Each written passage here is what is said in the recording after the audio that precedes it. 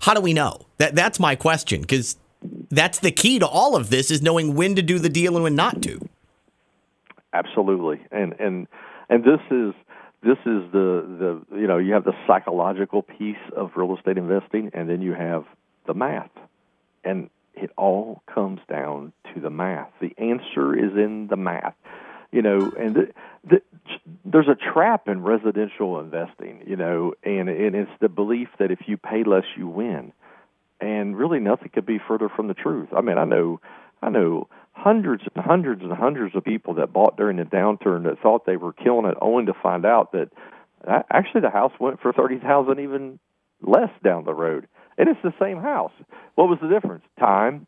Mm-hmm. But we've talked about it for many years on here. You're not going to time the market up or down because of how the market is segmented. It's just it's divided up in a linear time that is not predictable from Monday to Friday. It's a 90 to 180 day cycle. So let's get out of the emotional world of residential real estate. So let's look at commercial, because these are the guys that understand real estate investing, because they have figured out the math.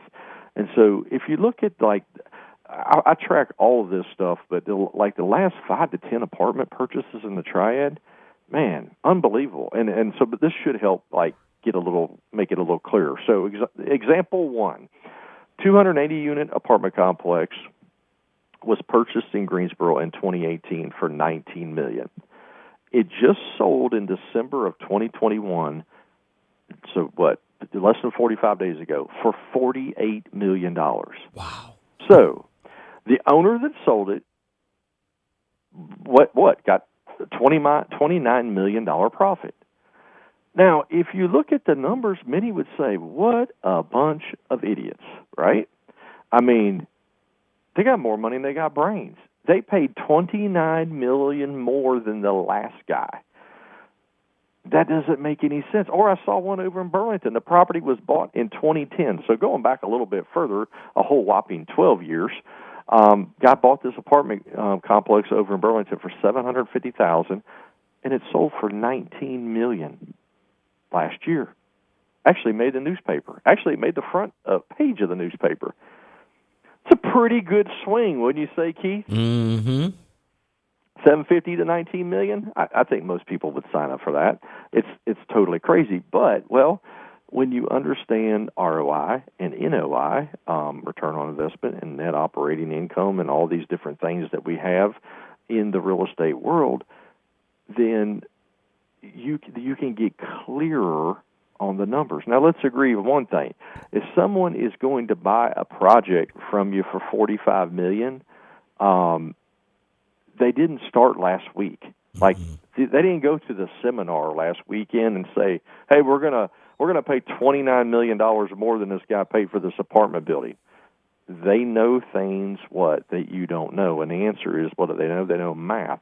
The other thing that they know is they have a very unemotional deciding factor, and that is true real estate investment. They actually don't even care about the product, other than maybe the quality, but it's a widget. It's a non-existent thing to them. It is simply the vehicle in which I plug X dollars in to get X return, and so it's a very unemotional decision that they're making, because they're making it all factual data. And so many investors get caught up in the discount and the deal and the emotional, and they miss the big picture, and they miss some amazing opportunities just because they're like, "Oh, I'm not going to pay $5,000 more. I'm getting ripped off." If the difference between you making money in real estate is $5,000, you lost before you ever started. I'll just be honest with you; it's too low of a number to even make any difference. But I see people get hung up on that. I see people get hung up on that in residential real estate. Like, I'm not going to buy the house from the owner because he won't come down $2,500. Really? Over 12, 15 years, you're worried about $2,500? And Keith, most of the time, it's not even $2,500 coming out of their pocket. It's just financed. It's like $6 a month or something. Yeah, I mean, right. I was going to say it's like $3.80 a month. Yeah. You're just killing your budget all of a sudden. Again, it goes back to if that is the math, then you probably really shouldn't be buying the house anyway.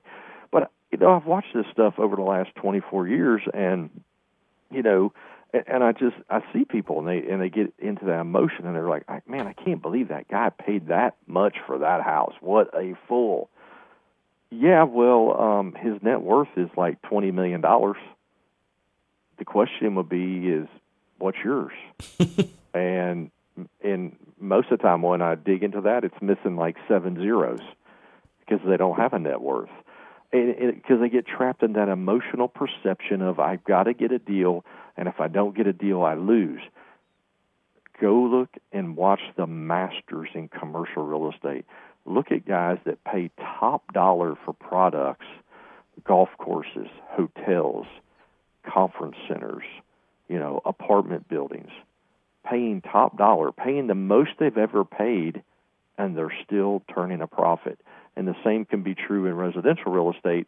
You just have to get out from underneath yourself and get out of that emotional and psychological trap that you're in.